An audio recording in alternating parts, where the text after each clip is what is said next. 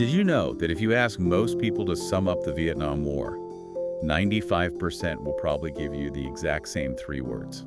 Yeah, communism versus freedom. It's the standard headline we all learned. Exactly. But here's the counterintuitive truth. That framing fundamentally misunderstands the conflict. The real engine of the war wasn't ideology at all, it was nationalism. Right, and the side that held the nationalist card had this massive decisive advantage before the fighting even really started. Here are the most game-changing essential insights from Vietnam. A history by Stanley Karnow, practical wisdom that could transform how you think and act. It really is a transformative way to look at media literacy, honestly. We aren't just recounting battles today in this deep dive into the source material. We're looking at how historical narratives are built. So let's unpack this first insight, this whole nationalism claim. For decades, the public was sold this story that we were fighting to stop the spread of a specific economic system.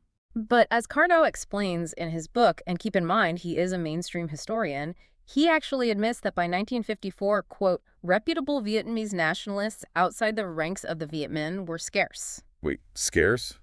I mean, that's just a polite way of saying the other side held all the cards, right? They held the only card that actually mattered to the locals. Yeah. It allowed the communist movement to plausibly claim they weren't just fighting for marks, they were fighting to kick out foreign occupiers. First the French, then the Japanese, then the Americans. Yeah. So while Washington is, freaking out about global communism, the average farmer is just seeing patriots versus puppets. Precisely. And here is the actionable framework for you to apply. Legitimacy is a decisive weapon. You cannot import it. Right. If a movement is seen as a client of foreigners, it loses moral credibility completely regardless of its ideology. Exactly. People who grasp this see modern conflicts in a completely different light. But how do political words hide this reality? That's next. Let's move to Insight 2, which is all about the trap of independence. Yeah, this is where language functions as a moral shield. The Boston Review published a really fascinating critique of Karnow's work on this point. They point out a massive contradiction, don't they? They do. They note that Karnow constantly describes South Vietnam as independent. Yet in the very same chapters, he details how the U.S. was basically paying all the bills, training the army, and picking the leaders. So it's independence with a massive asterisk attached to it. It is implicitly redefined as dependent on the U.S. to protect the narrative. Right. When you read history or the news, watch for magic words like independence or security. Because they're used to end debate rather than clarify reality. Watch the full episode to discover the complete framework. It's such a crucial skill for rational thought. Which brings us to a quick reminder. This is Mindful Moments, our YouTube channel offering AI book analysis, summaries, and critiques, inspiring reflection and rational thought. So getting back into the analysis, Insight 3 looks at the illusion of balance in atrocities. This one is heavy, but it's essential. It's about how historical narratives create emotional asymmetry. The critics really highlight this using the example of Hue, HOA.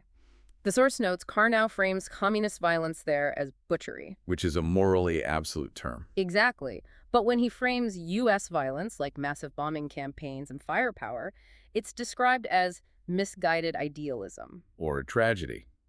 The implication is that our intentions were good, even if the result was horrific.